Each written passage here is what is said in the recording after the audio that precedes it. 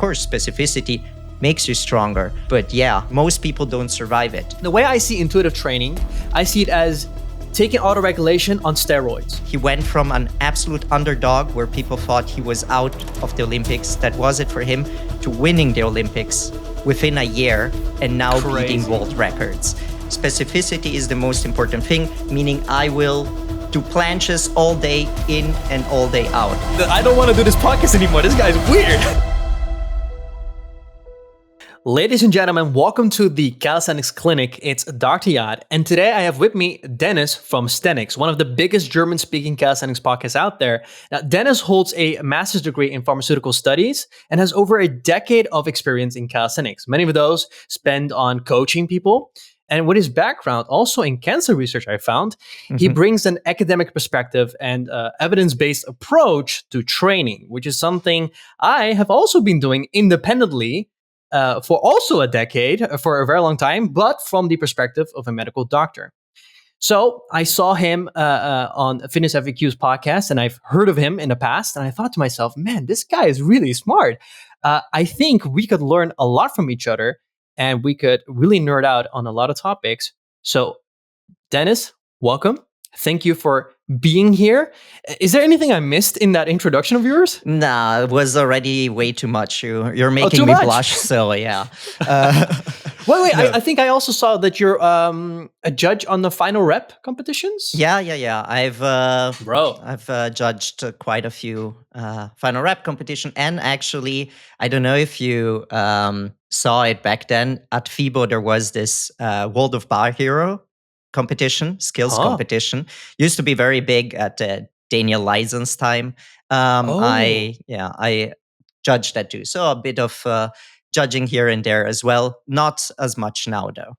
Okay. Hey, and I also read that you are yourself an athlete. Actually, I saw one on pull-ups and stuff, so I know you're an athlete, and I know you're a calisthenics athlete. And it sounds like you've dipped your toe in different facets of calisthenics. What have you done in like a short brief overview in terms of calisthenics disciplines? Yeah, I guess I started out like most of us did like 10 years ago or 12, 13 years ago, what it's now, with Bar Brothers, actually. So sets and reps. The first 2 years, first 2 years were sets and reps. Then I ventured into skills. Being Italian, the skills scene was very, very big back then. And there was a lot of people trying to understand how to train these complex skills. I was super interested in that. Just worked out alone in my room while studying pharmacy, in fact, and got slowly better and better.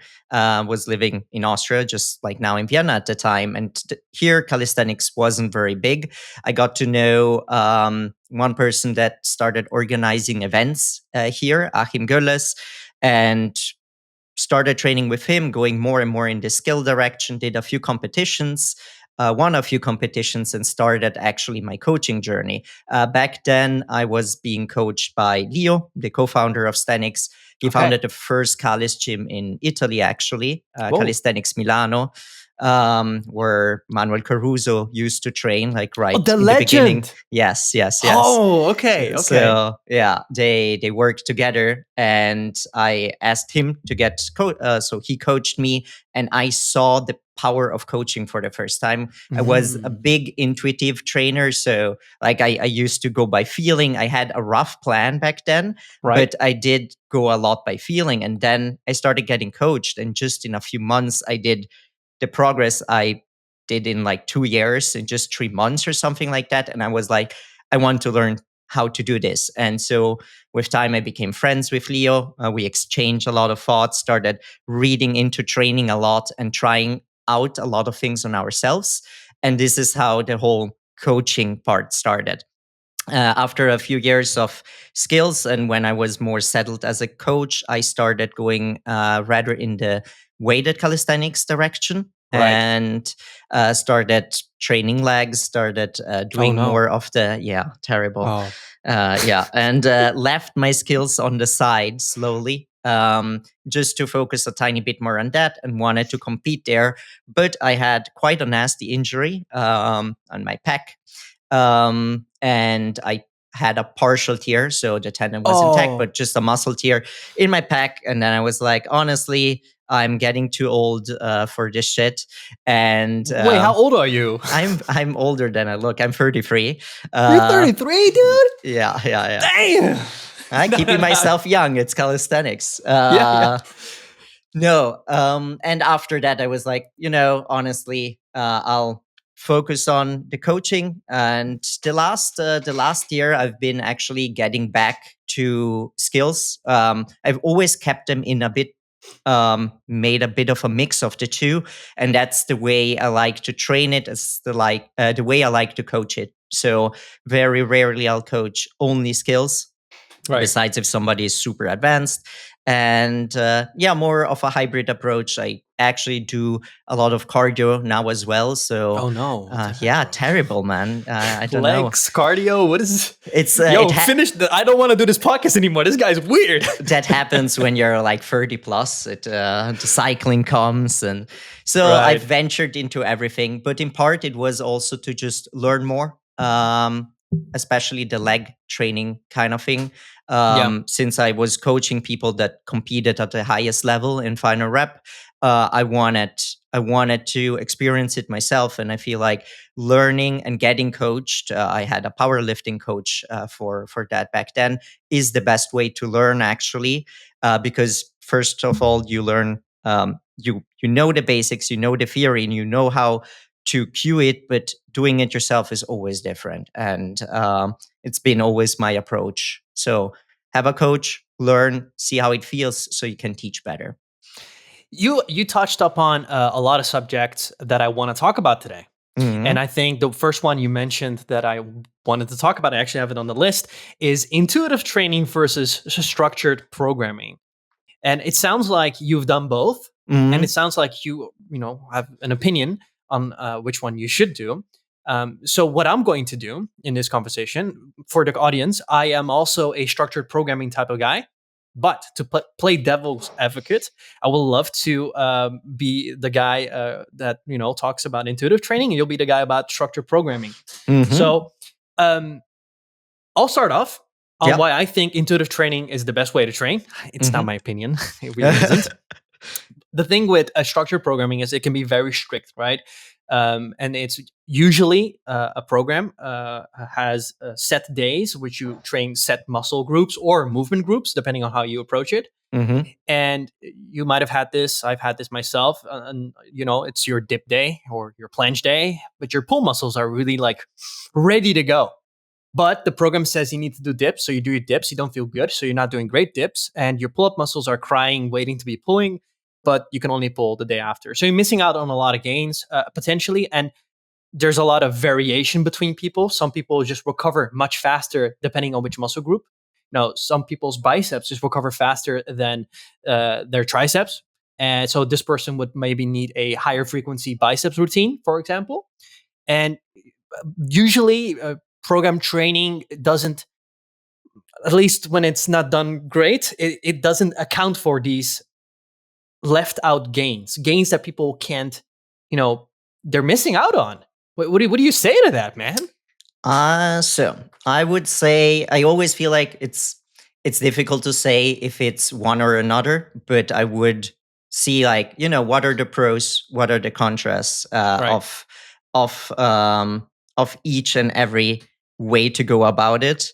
And I think you have mentioned a few points. Number one is programming like this super super strict structure, which I think maybe the biggest point, and the reason why people do not like it is they feel like it takes away the fun of things, just as you said, like, you feel great on this day, you want to try shit, you want to do some one-arm pull-ups even though they're not in the plan because you're itching to do it, and you just really don't want to do the dips that you have there.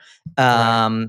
And this, in part, though, I see it as a contra as well, because it really shows how motivation based it is. So it's not about being consistent and just sticking to something. It's rather, I feel great today, I'll do it. I don't feel great today, I won't do it. And you will always like doing what you're good at more than what you're Right. not good at. And this will make you a very specialized athlete, maybe on one side, will at the same time bring up the risk of getting hurt because you do the same shit over and over again with no regard to recovery, and you just leave other things completely on the side.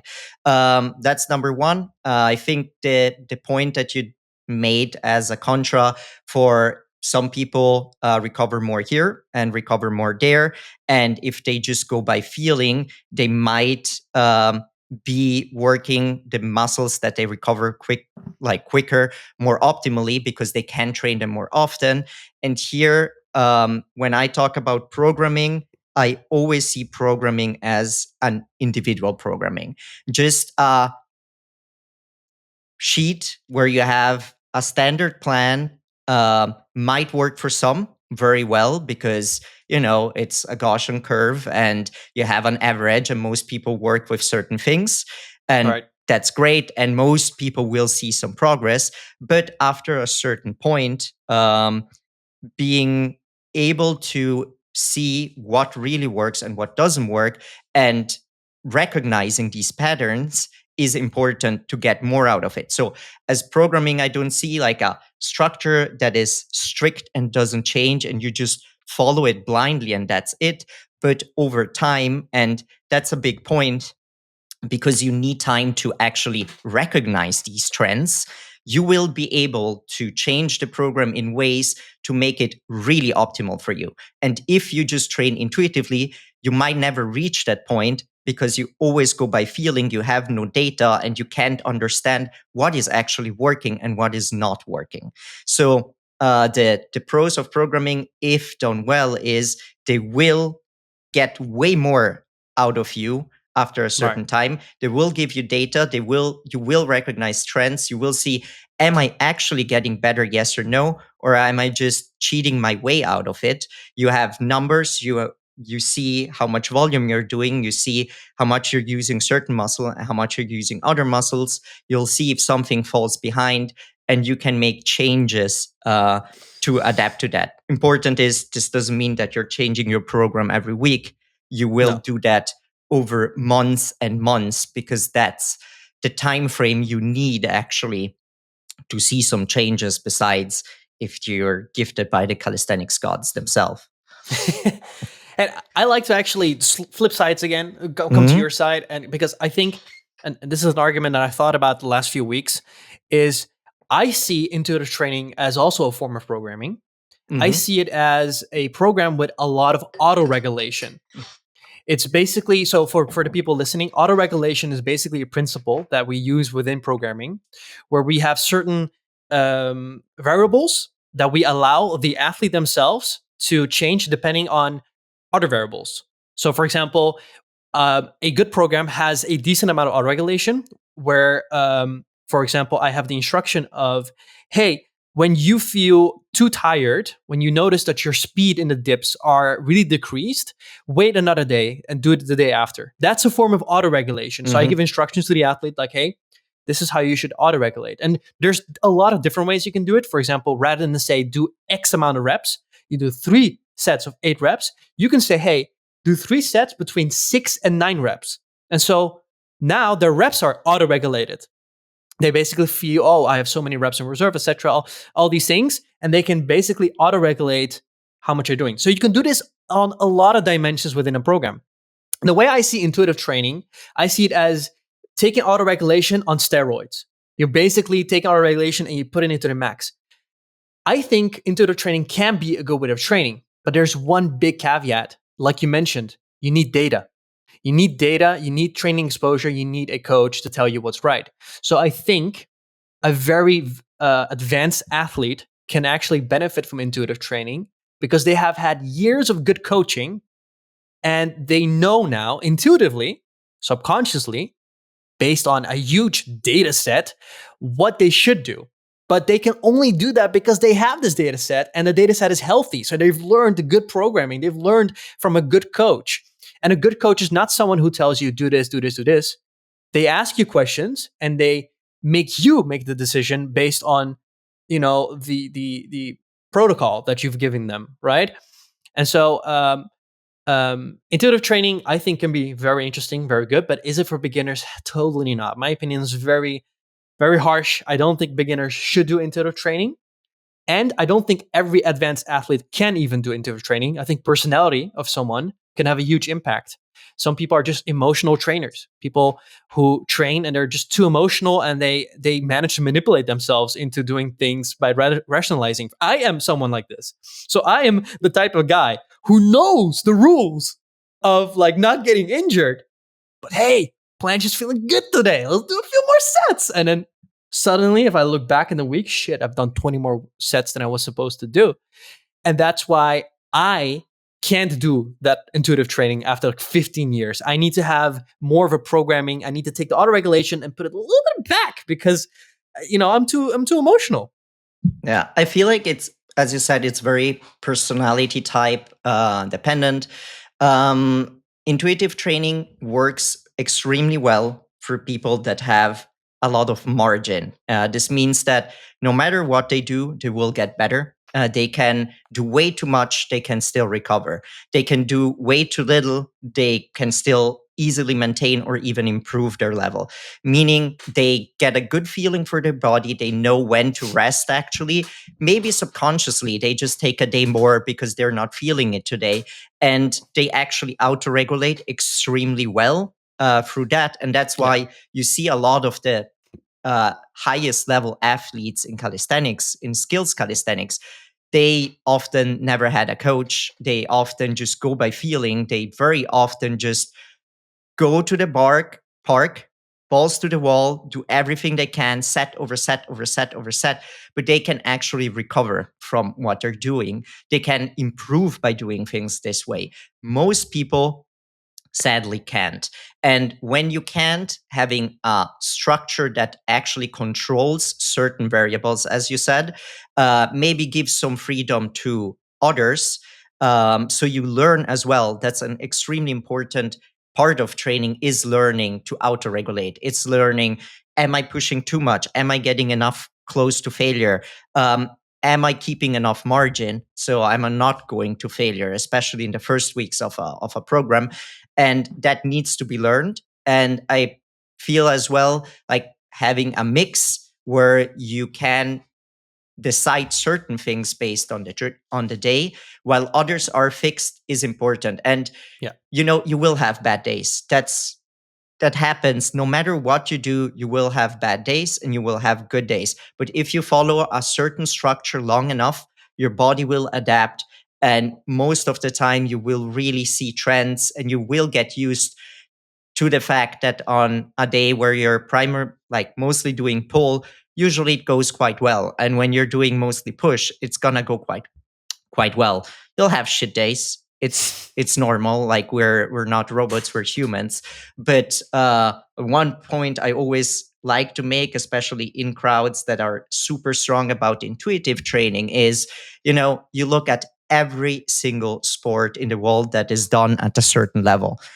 Every professional has a coach. Every professional works with a periodized program.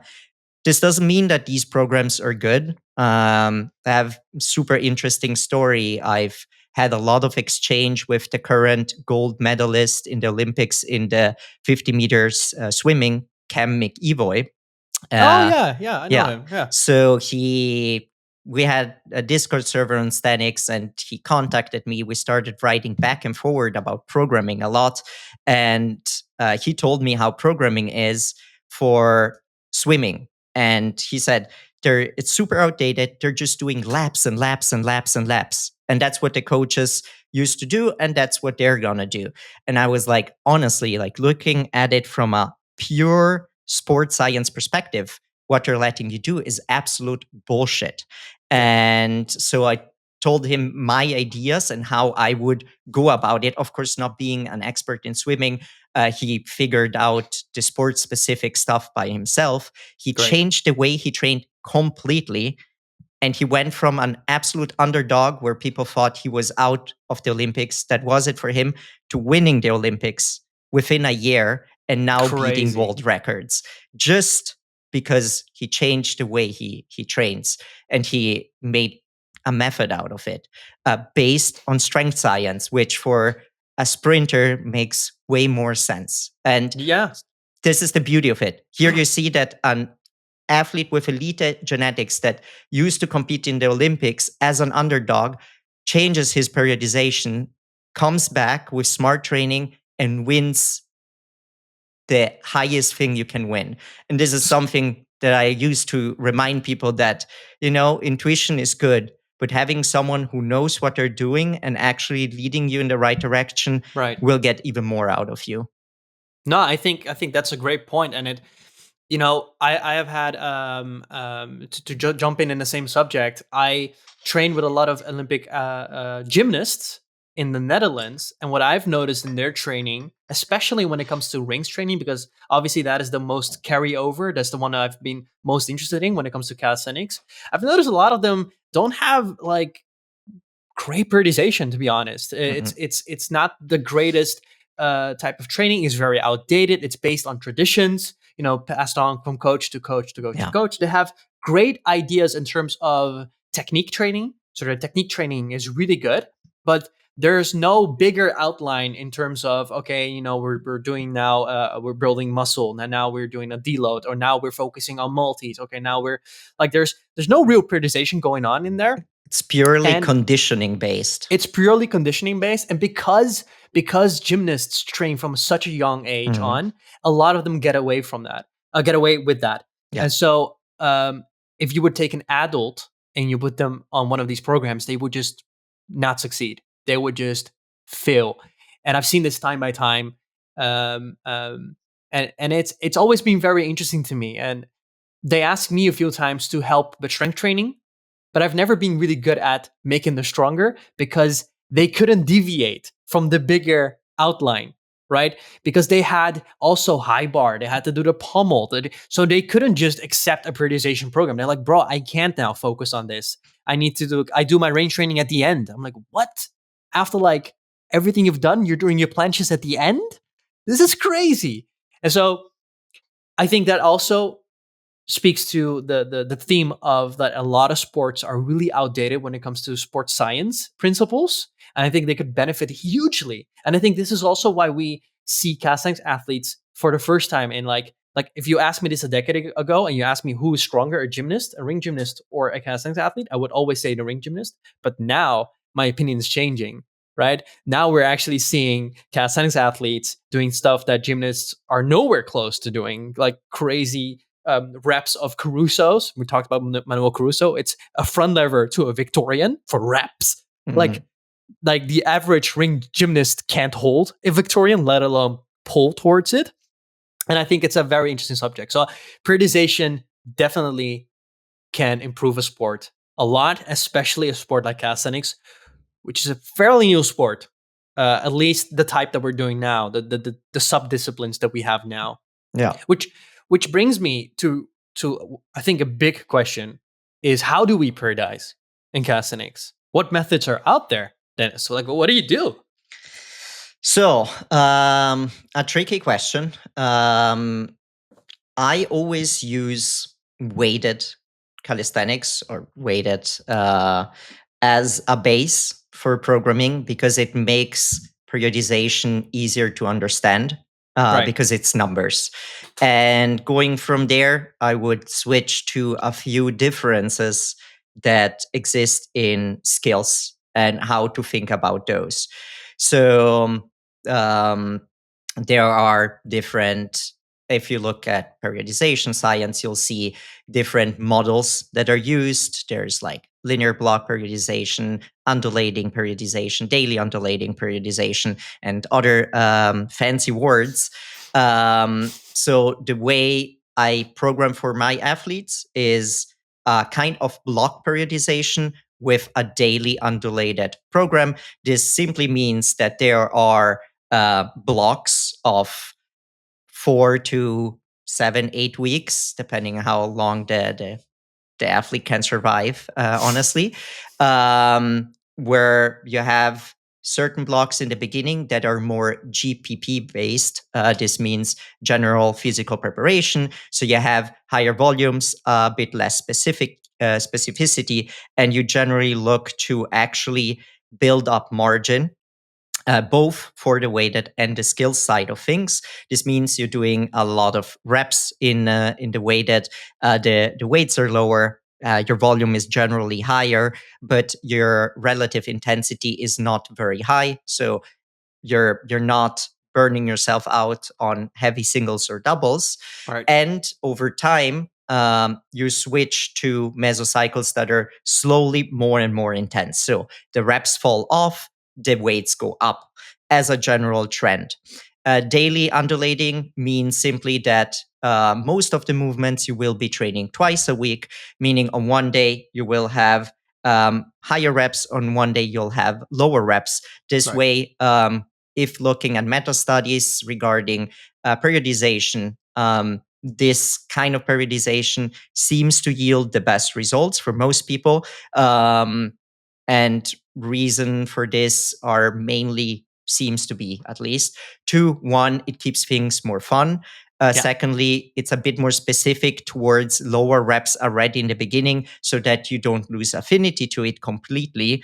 If you're just doing sets of 9 to 15 reps, whatever, but you actually have like something that's in a 5 rep range always in there.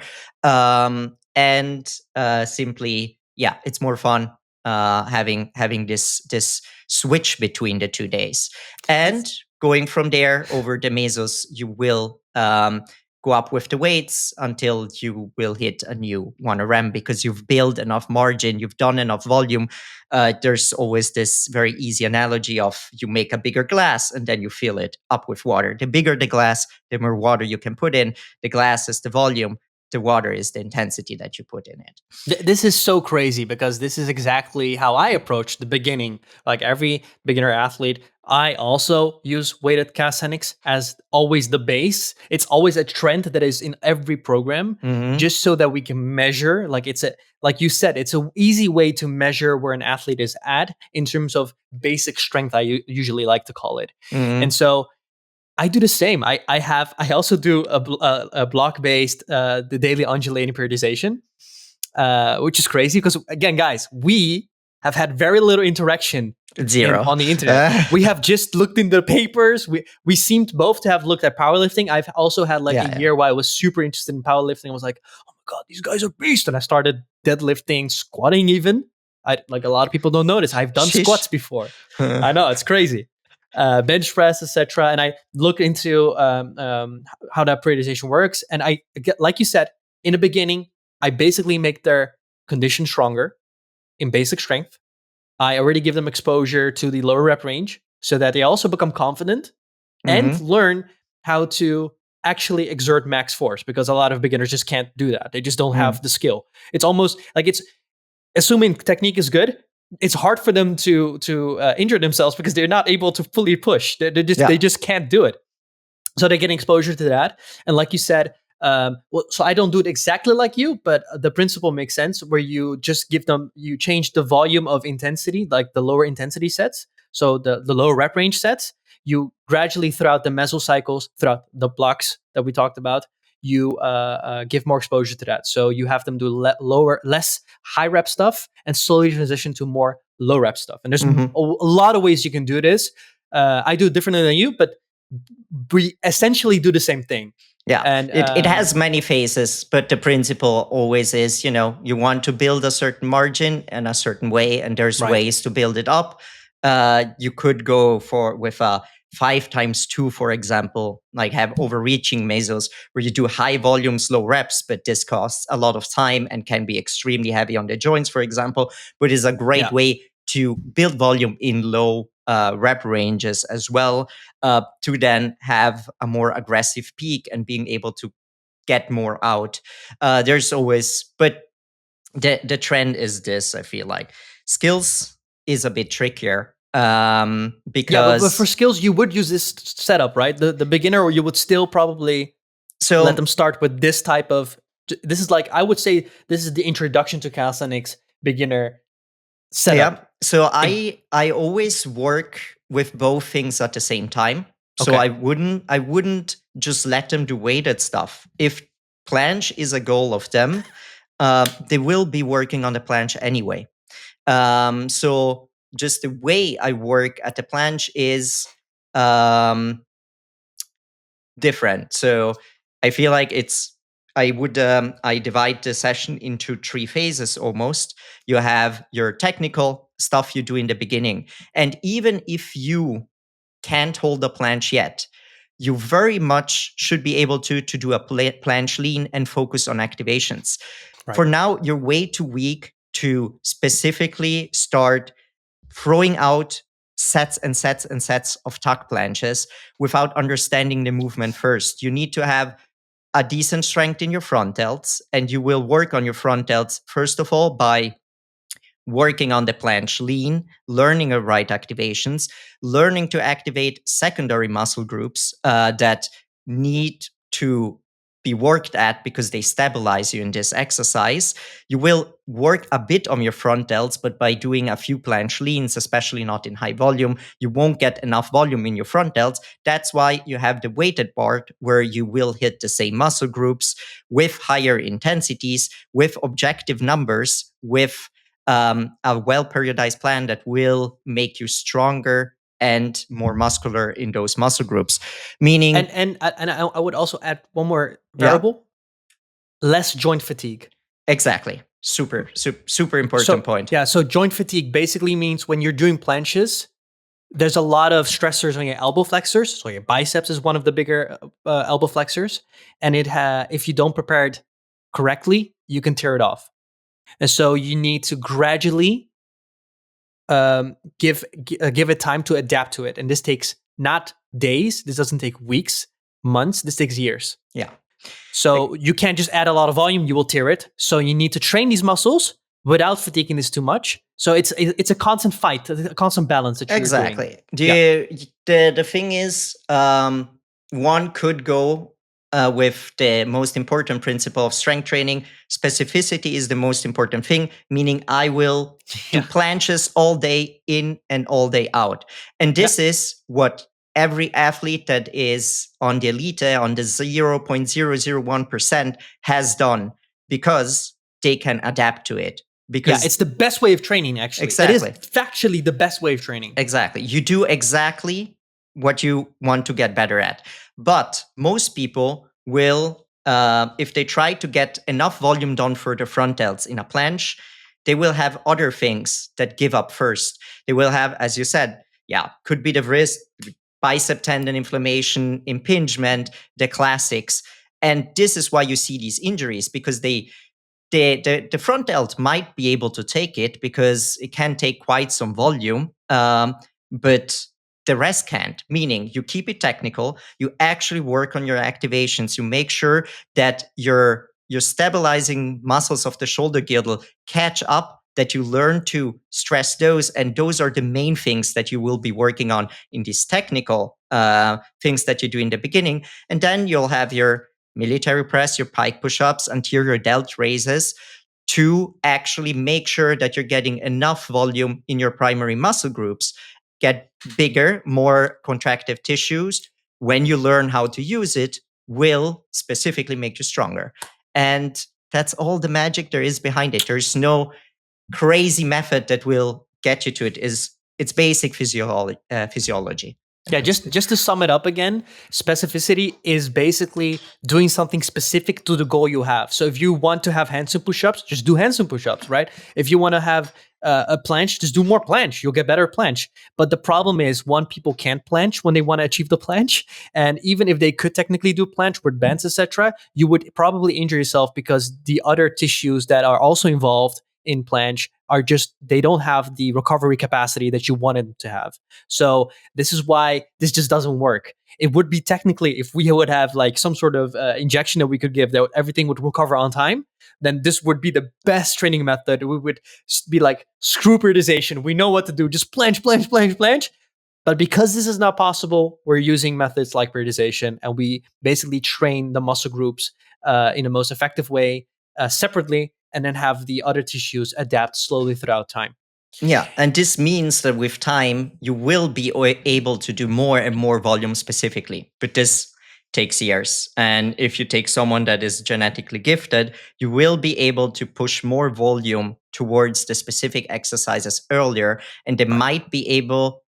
they will be able to recover from it. And even if they, for example, don't do things with the right activations, they'll have enough margin to correct themselves and work on those little activations that for most people take years to achieve and learn, and to build up enough strength there to be able to hold a certain position in a certain way, still after they've kind of shit formed it. And I Yeah. think this is probably the biggest misconception that is out there in this sport. And most people look up to extremely elite athletes as coaches, and what they preach is exactly this. Of course, specificity makes you stronger. No shit. But yeah, most people don't survive it. Yeah. And when you're someone who doesn't write that out big on their front page, you will get all the people that have tried that, got injured, have been trying for 5 years, but have seen no results with that. Yeah. And this is the simple reason why. Yeah. Hey, this brings me to a very complicated question. I think this is one of the questions I really wanted to ask you, because this is Mm-hmm. something I struggle with a lot, and I think you also struggle with this, and that is because I also do basic strength work and I always combine it with skill work. Well, almost always, but usually once they pass the beginner phase, I introduce skill work.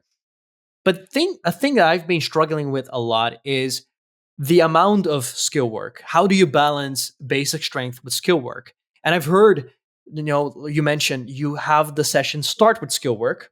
And just Mm-hmm. for the audience, skill work basically means the most specific type of training. So Mm-hmm. again, if you're doing planche, you start doing planche leans, etc. And then later you do less specific work, which would be like maybe bench press or weighted dips or overhead press, like military press.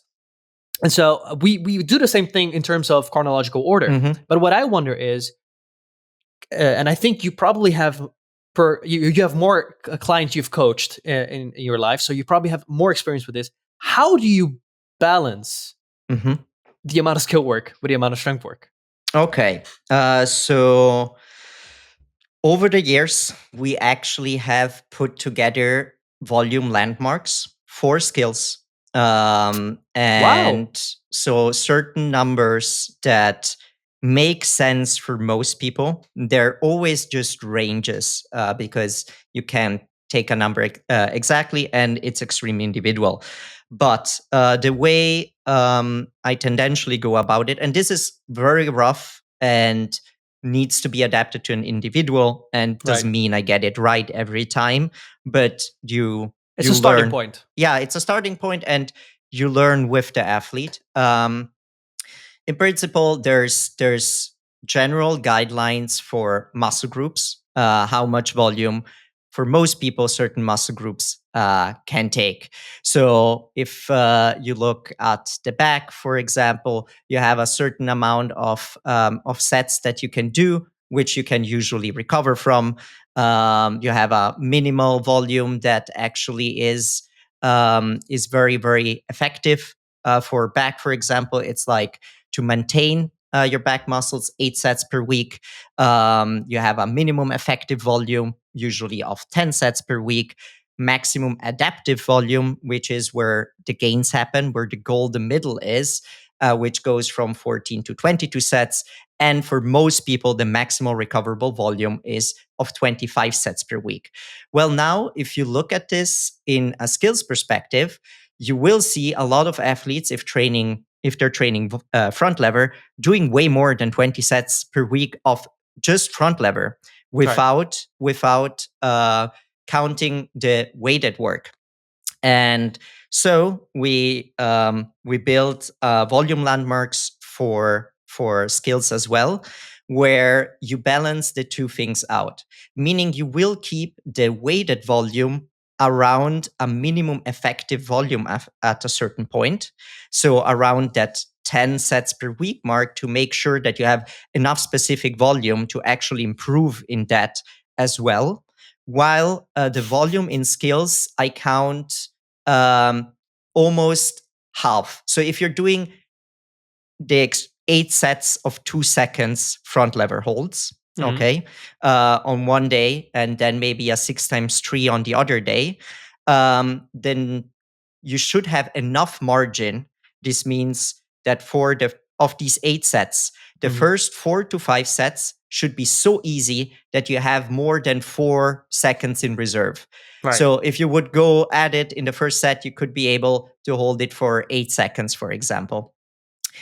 This means that the first sets are very easy, very technical, but they still gather some specific volume and they train your neurological system. And only starting with set 5, 6, 7, maybe, they start getting intense enough that you could count them as effective volume. So the trick about the skills is learning when are you doing effective volume, and should I really count this? And I'm not there counting every single set of every single skill for every single athlete. We're building an app that will do that for you. But the general guideline is, if you're having a mesocycle where you're working with very high sets, short holds that have a lot of margin, you can kind of halve the volume. And then you will have 4 sets. If you're doing an 8 times 2, probably 4 effective sets on one day. You will have 3 effective sets, 3 to 4 effective sets on the other day, adding up to around 18 volumes of 18 sets of volume for the back, which is well within a range that is still doable. We'll do a few back off sets where you don't go all too close to volume. Add other 4 sets, you're at 22 sets per week. And this is still volume that is recoverable. Now, looking at an advanced athlete, they'll be doing 30, 40 plus sets of planche, which is completely bonkers and way above what the front delt should be able to take. But as I said, it's individual. You will see it over time. You will adapt over time and get better over time. And of course, if you start pushing sets in skills more and more and more and more, and you'll be doing more and more, you will have to slightly tune down the work that you're doing in your weighted work. And this is how you balance it. So the volume landmarks you mentioned, Yeah. which is something I believe is pioneered by Mike Erzatel, right? Yeah, exactly. Is mostly focused on hypertrophy work, Exactly. right? Yeah. Which is an important thing to mention, because hypertrophy work, you need a lot more volume in general to make gains. Now, strength work, do you think you can apply these volume landmarks for strength work? They they make sense as a general ballpark, but you should take a few sets away.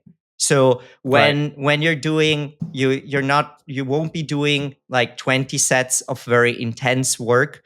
And this is why I have volume landmarks for almost volume phases for skills, and I have volume landmarks for the skills in more intense phases. I've written them down somewhere, and I can I see you're mention a looking few around if you your want. screen. Yeah. I just This is interesting.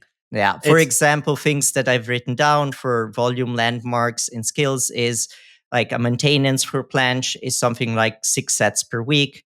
MEV is 8 sets per week. MAV 12 to 24. MRV, so the maximum recoverable volume, 30 plus sets per week. And this is in a phase that's rather focused on doing a lot of sets with short holds and a lot of margin, while in intensity mesos, this slightly changes. And this is how I generally balance it. As I mentioned, it's not an exact science. It's very much an idea of how to go about it and how to balance things out in order for you to be able to actually being able to do both and improve in both, have enough volume on specific muscle groups without getting injured. But the magic and the mistake that everyone makes is they push too hard, especially on the skill side. And that is what leads to problems. So I think I've tried in the past to also create volume landmarks Mm-hmm. for skills, but there are so many variables that just break my brain that almost make it impossible for me. For example, a beginner, right? When a beginner trains skills, like I mentioned before, they are not able to physically exert enough force to fatigue the actual muscles. Mm-hmm. It's only their central nervous system that actually fatigues at that point. Mm-hmm. Mm-hmm. And central nervous system fatigue is a very it's a very hard one to measure. Yeah. It's hard and easy at the same time. You could measure it if it's a reps type of stuff. You can look at the explosivity of a movement, the speed of a movement, and then you could technically, that would be the first marker of fatigue. You could look at that, be like, oh, his muscle up is slowing down. He's getting fatigued. So you Mm-hmm. could maybe do something like that. But it's again, it's very iffy. It's not an exact science, which I hate. I want it to be an exact science. And so now you have these beginners, and they're doing a bunch of volume, but they have a lot of margin on every set because physically, muscle wise, they're nowhere near giving enough stimuli to make these muscles tired or to fatigue them. It's the CNS getting fatigued. Okay, so now let's take an intermediate athlete who has a little bit more exposure. They're still nowhere close. Most of them are not close. It's only the advanced / elite athletes that are actually able, with statics, I must say, with dynamics, it's different. For Yeah. statics, to actually get some sort of muscle fatiguing stimuli. And there's the individual basis. So let's take me for a case. Like I am someone who has been training for 15 years in calisthenics. If I do planche, I almost never feel my muscles get fatigued unless I do a burnout set with push-ups, like planche push-ups. Then I feel actual muscles working. I'm like, oh shit, my muscles working. But when you take my front lever, which is something I'm extremely proficient at, it's something that I'm genetically gifted with. I can hold it for 50 seconds, and it's not my central nervous system that gets tired. It is actually my muscles. Yeah. I feel my muscles actually giving up. And this is something that I'm really happy that I have exposure to, because now I know what elite athletes in planche feel. I know that they train extremely differently than I do when I train planche, because they actually feel muscle fatigue. They actually feel it's not their central nervous system. So they can just rest, just like I would rest after a bicep set, and they could repeat the planche set again. And I couldn't. I would be tired. I would feel physically tired. I would be tired at work because of this planche sets I've done, because it's so extremely tiring.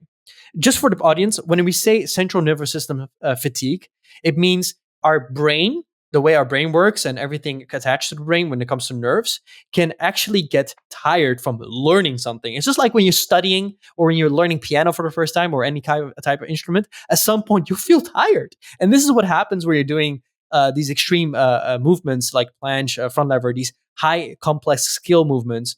Your brain is constantly thinking, and this is actually what makes us stronger.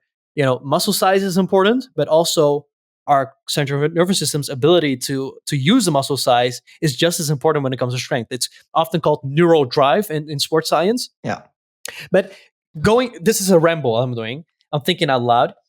I've only touched upon 20% maybe of the entire story on why I find skill volume landmarks extremely difficult to actually plan. And so what I've ended up doing is being very safe, doing something quite similar in numbers to yours for the bulk of the athletes. Yeah. And when I get an advanced athlete and I see that they're actually getting fatigued muscle wise, I approach it completely differently. Yeah. So there's, I feel like there's two spectrums almost you want to look at. On one side is if you're learning skills as average Joe, your goal is a 2-second hold of something Right. in the hardest variation.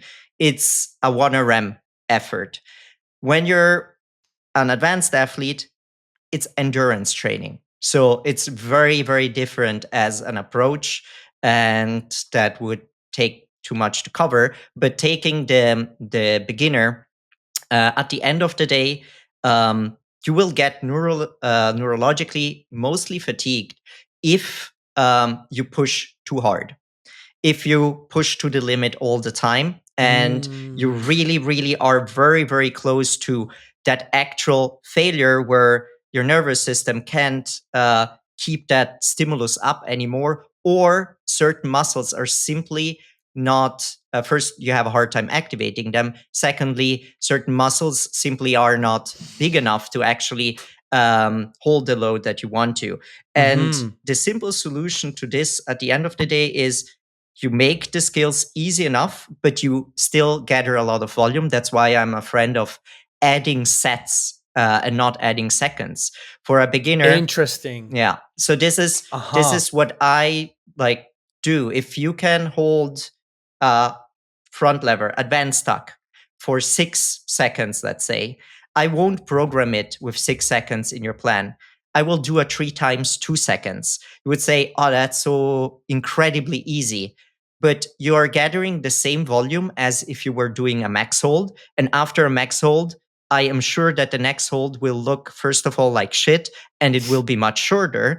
But by doing a 3 times 2 after the first set, you feel fresh. You feel good. In the next week, you do a 4 times 2. In the week after, 5 times 2, maybe even 6 times 2, because you see the nervous system is slowly adapting, or actually quite quickly adapting Yeah. to the stimulus. You're getting more efficient. It makes you less tired.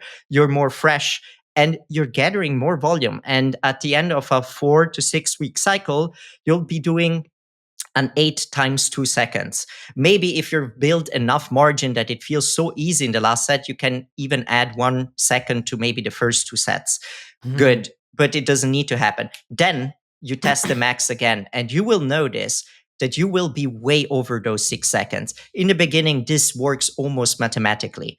Of course, for the back, you will need to be doing your standard volume because those 8 sets, even if it's 8 sets, they're not very tiring for the No. latissimus dorsi. So you'll be doing your 3 sets of pull-ups to 4 sets of pull-ups. You will be doing 1 to 2 sets of another pulling assistance exercises twice a week. If you calculate it, you'll get to a decent volume for your back, meaning your back is improving. Your advanced duck front lever is improving specifically without burning you out. Your back is improving specifically with a good stimulus, actually. And over the mesocycles, you can play this game over and over again. It doesn't work to infinity. But it gives you a very good starting point to actually, first of all, build margin, learn specifically how to activate in an exercise, and not burn out. And this is how you balance it. And you will notice that you would think, hey, after 6 sets of front lever, 7 sets of front lever, I'm completely cooked for the pull-ups. If you have enough margin, you won't be. And yeah, Huh. that's how, in principle, you can balance it out very well. Of course, in certain mesocycles, and this is maybe coming back to our original question where we went on this ginormous tangent, is Yeah. that I program skills and weight it at the same time. And when I first take a client, my approach will be one of these, where I will look where their max is, see how the quality is, and if I can work with it, start adding sets to short holds, and then test it again. See if they're actually improving, which is super important in skills. You need to have a baseline. You need to see if what you're doing is actually working or not. Otherwise, you're just a charlatan and trying to throw volume at someone and hoping for the best. Please So just eat. grow. Yeah, exactly. Get better. So you need to see if it's actually working. And then you can, for example, start with 1 set more, 1 second more, and do the same thing again. And in the last mesocycle, especially in these first variations of skills like an advanced tuck planche, where your goal is a 12 to 15 seconds hold, not a full planche where it's 2 seconds hold, because like this margin gets more little with every propedeutic you have. You will be able to aggressively add seconds over one mesocycle. So you Hmm. start with a 3 times 4, you go to a 3 times 6, 3 times 8. You've built enough margin in the months before that you're able to fill up this glass. And then the skills will evolve independently from what you're doing with weighted. So they're almost the skills will get their own rhythm depending on technical issues. Between one propedeutic and the next, between activations which need time to learn, and a way that will go its own rhythm as well. Trying to like have them both run at the same time, the same way, simply doesn't work for skills, because you would be doing useless volume in a variation that you have already mastered but doesn't give you anything to learn the next one. So it's end to itself and not to the next variation of a skill that you would like to be doing. Like one leg advanced tuck front lever, you've gotten so efficient and proficient at it, you can hold it for ages, but you have no chance to approach the half lay. In this case, doing a volume phase on the one leg advanced tuck front lever won't help you. You All right. will need to work with variations that are more intense. Front lever pulls, add 1 kg to your foot, things like that, that give you a stimulus that is more similar to the low seconds that you will have to be doing in the half lay. Right. Hey, I think another very important question to this big puzzle that we're trying to figure out, or that you figure out for a part and I figured out my way, is frequency. So when it comes to central nervous system recovery, we generally know that a high frequency approach is usually good. So for example, take someone who's learning piano. It's probably better to instead have them do piano work 2 times a week, make it like 5 times a week, but like shorter bursts. Not too little, because then they're not learning enough, but not too long, because now they're too fatigued and they're not making gains. Do you think the same applies for skills? um, Difficult one. So, from experience, because of the things that we've named before, I feel like that a high frequency approach has too many risks on joint and tendon level, compared to an approach that actually gives you enough time to recover between sessions.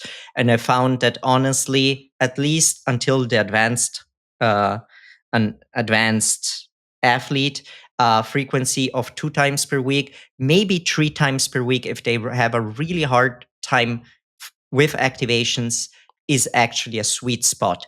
Hmm.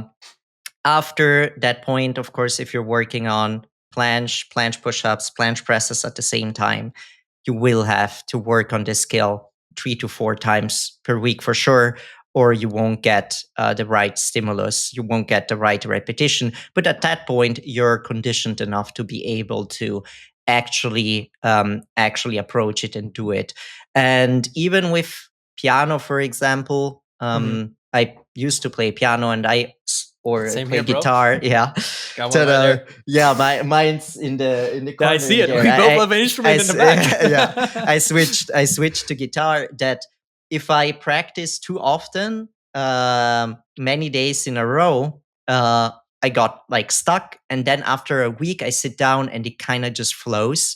So Mm, I feel like it is still a lot about finding this sweet spot. You right. could have phases where you push it a tiny bit more and you do maybe something like grease the groove, but I always feel like these methods are not objective enough, they're not founded enough, and they're not data driven enough for me Yeah. to let a client do them with a good conscience. uh, let's Makes say sense. let's say it like this. And I feel like, at that point there will be some little bastard muscle group, supraspinatus, the infra, something that just is getting something too often, too quickly, can't recover, maybe doesn't get enough blood flowing to really recover, because stuck some there, maybe closes up a tiny bit. And and yeah, that risk doesn't exist. And I've even with the most advanced athletes that I work with that do Van Gelders, Maltesers, and so this frequency has worked beautifully. That's interesting. That's great to hear. I've hung out with a lot of elite athletes like Andriy Strong, Viktor Kamenov, and I see them train so completely differently than I do. Mhm. I think I saw Victor once, literally in one session, throw 40 sets of both Maltese and planche, and it just broke my brain. It just completely broke my brain. I couldn't understand it. And I know Andre has a fairly high frequency type of training deal going on, but a lot less volume than Victor. But it's always made me think, I know these guys are both genetic freaks. I know they're the best of the best out there, but they always make me rethink things. But I always come to the same conclusions you are coming to. We're like, it doesn't matter how much I dip my toes in that world. I always come to back to the same conclusions. The problem is that your recovery capacity is not the same. The same. It's No. not like, why will an elite athlete improve more than a non-elite athlete? In part, yes, they learn the activations maybe faster. They're neurologically more efficient, but also and mostly, and this, many people think that if I say that someone's gifted, it doesn't mean they work hard. They work fucking hard. They can work much harder than most people. They can do much more. And if you have this bias because you've learned it this way, it's hard to work with someone that didn't get things for free just by trying. And you need an actual method because you will hurt these people. And I am not particularly gifted in most movements, but I've always been gifted in pulling, especially one-arm pull-ups. I've learned them, very, very similar. So we're bros. Yeah. This guy's my bro. without training them much, like I could do 3, then 4, then 8 per arm, just like that. And I remember the first people I've coached for free when I was trying to tap into this. Right.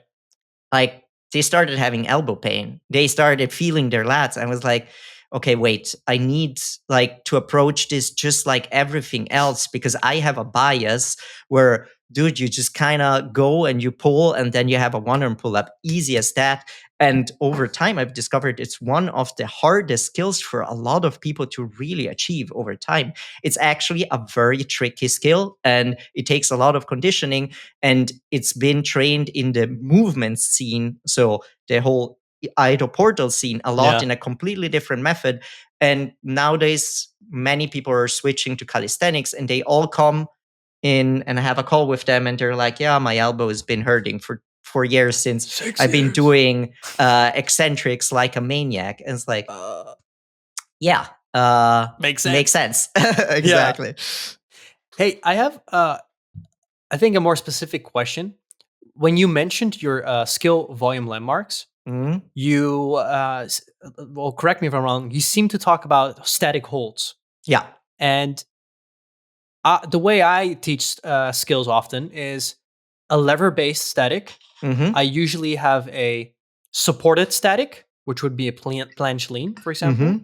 An unsupported static, so this would be a tuck planche or advanced tuck planche. And the reason why I do the unsupported is so that you also have exposure to the balancing aspect. Yeah.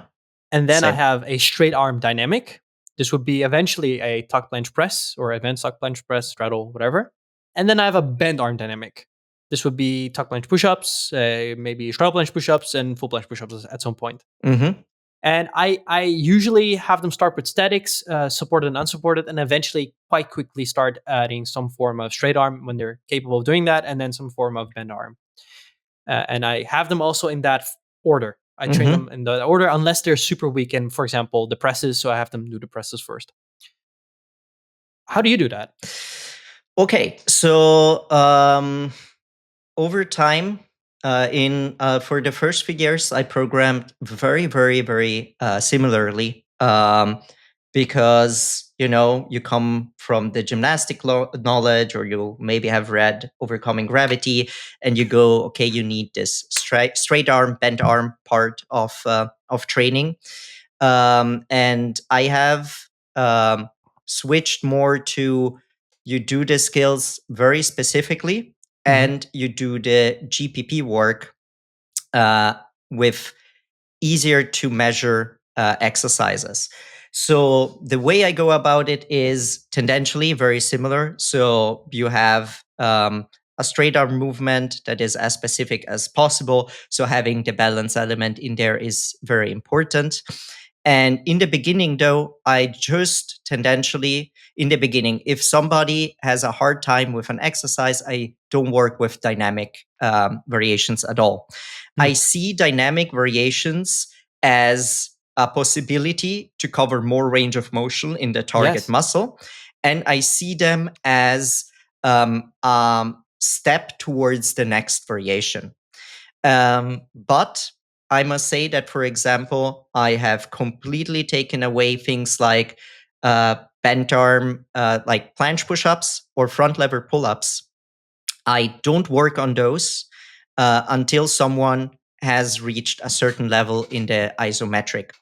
And Right. the reason for this is that I feel like that the bent arm volume is easier done in a simple pull-up, for example, or a simple military press, while learning to really stabilize the shoulder blades enough and introducing something like a front lever pull-up slowly on a technical day once the athlete starts holding a full front lever, for example, because the volume you do there is extremely disruptive, and it is extremely hard to coordinate, especially for someone who's just approaching and learning activations. Having so many different planes they're working on leads to them rather having a harder time learning them than getting stronger. Besides, if they're gifted at it, meaning, in let's take the front lever as an example, you have 2 training days. On one, you just do a simple hold, and then you do a hold in an easier variation. So this is your back off. This is all the work you're doing for the front lever. Of course, you do more and more sets though over the weeks, gathering enough volume. The back off you can keep the same. The main variation you will add sets. And then you have your pull-up work. And then you have, for example, a horizontal pulling or a vertical pulling variation that works on certain specific muscle groups that are very important, like the one-arm lat pull down. Super bodybuilding exercise where someone would think this is not calisthenics, works the iliac lat in an incredible way and helps so many people to feel the vertical lat fibers so well in the skill. It's not a magical transfer, but you work the muscle super isolated without making everything else and the brain tired. So you can actually throw quite some volume in there and have great results. And on the second day, for example, you have the same variation, maybe from an inverted hang, because it's easier activation wise, and you need to, like, they maybe understand something that in the direct hold is harder to understand, and the back off can be the same or in a lower second range with some added weight. And then once you will see that you'll find a cap for most people where getting more seconds in becomes hard. Well, now is the time to play your card of a dynamic variation. So I see them as tools in a toolbox that will help me to overcome plateaus. This means you don't want to play all your cards at once in the beginning, because then you don't have any cards left to play. You want to start as simple as possible because it gives you the most straightforward data, and then you will add these things to overcome those plateaus. And this makes it so that you have always a card to play.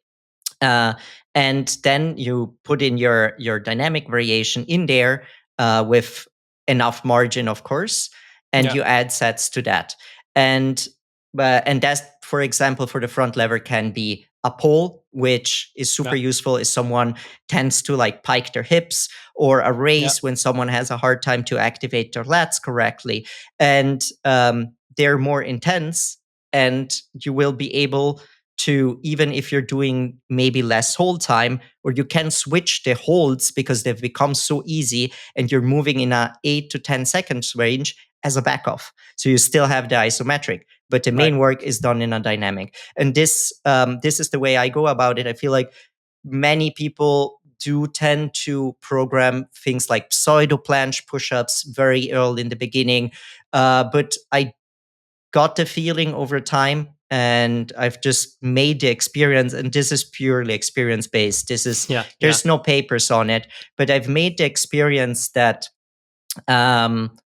they are mostly they're too complex for someone that is learning the movement to understand. And it's so much easier when they actually know the position to move through the motion.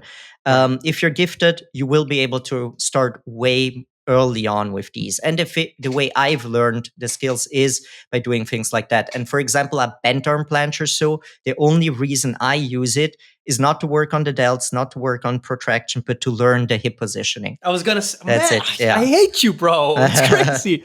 I throughout your entire throughout everything you just said, I was grinning because it's a lot of things I think about too.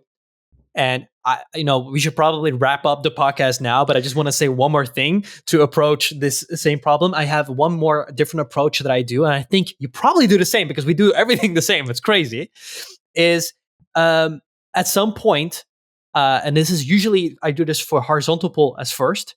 I start adding a skill specific strength workout exercise. So I swap out, for example, cable rows or any type of row they're doing, and have them do a front lever type of row that is very specific one they can execute good enough. It doesn't need to be clean, perfect, but good enough. And as they get more advanced, I start like replacing another movement and another movement, another movement. And at some point, we run cycles where all of the four major big movements for the upper body, so horizontal push, horizontal pull, vertical pull, get replaced with skill specific strength exercises. So they will be doing straddle planche push-ups, but they're not locking out, but they're doing like near lockouts.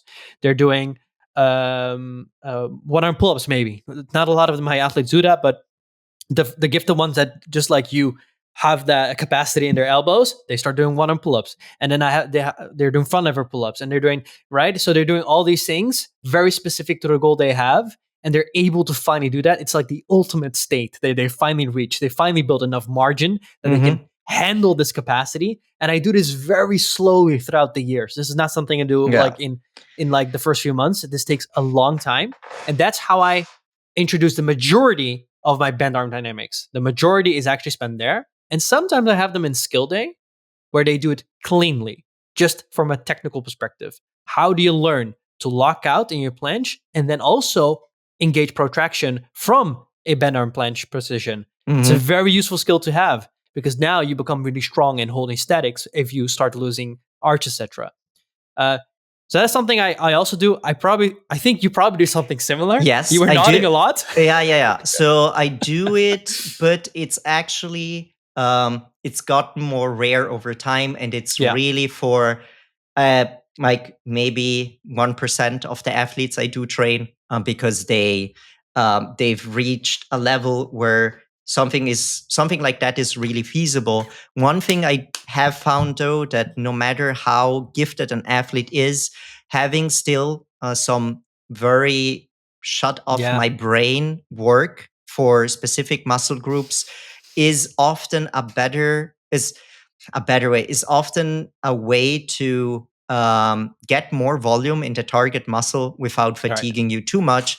Because once you're so efficient and proficient in an exercise, you might not even need this much volume. Like doing advanced stack front lever rows at the end of a session, for example, because you can already full front lever and you're working your technical variation maybe is a half-lay front lever pull-up, can be a good option. At the same time, you could do a tiny bit more volume in the half-lay front lever pull-up instead of having the rows at the end of the session, and maybe have just one set of vertical or horizontal pull. So there's always these two things, and assistance exercises, and I would call the advanced stack front lever pull-up an assistance exercise at this point. So almost like bodybuilding, 2 sets, 9 to 12, 3 or 3, for example. It's fair to change them over the macro cycles and see how an athlete reacts to them. Meaning you will run a horizontal pulling machine for 4 months, and then you'll switch it to an advanced stack front lever pull-up for 4 months, and you will see if there's difference in the progress, and you will gather data from that.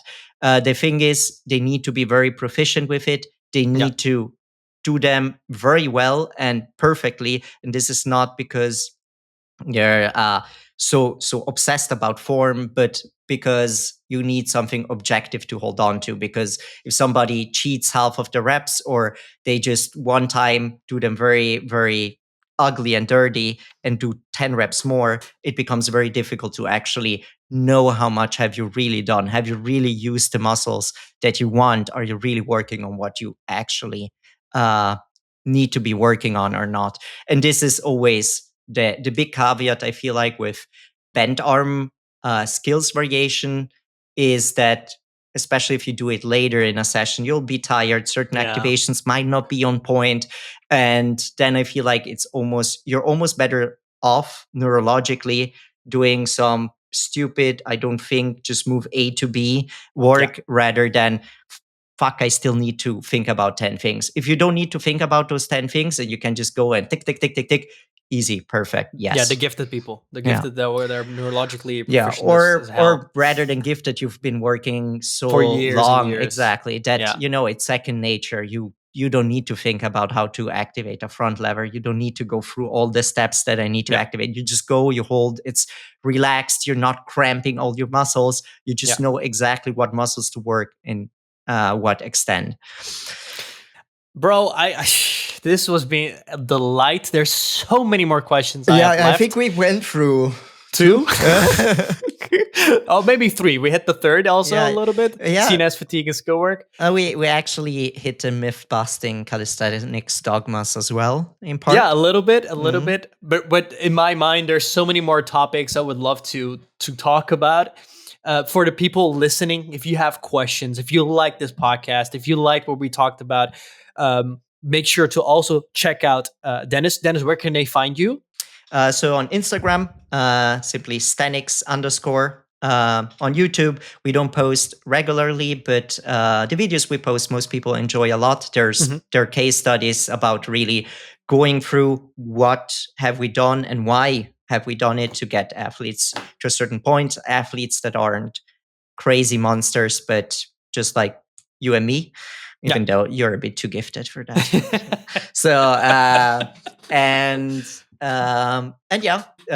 Personal channel is Denis _Calis, but it's more about my own training, photography, and traveling. So don't know if you care about that. If you guys also just like this format and you want to see Denis back to talk about the countless of other topics that I really have, I'm looking at them at my screen, and there's so many other ones that I have in my brain. Also, let us know. This was a true pleasure, Denis. I really enjoyed it as well. I am so baffled that we have never met and that we think in the exact same way. It just means that the science. The science is the science, we independently did this. Maybe we're just extremely biased by our background and just convince ourselves that this is the way to go. But I guess results do speak for themselves. So 100%. Thank you again. Thank you as well for having me. It was super fun. All right, guys. Thank you for watching. This was the Calisthenics Clinic, and this was Dr. Yaad with Denis. Bye, guys.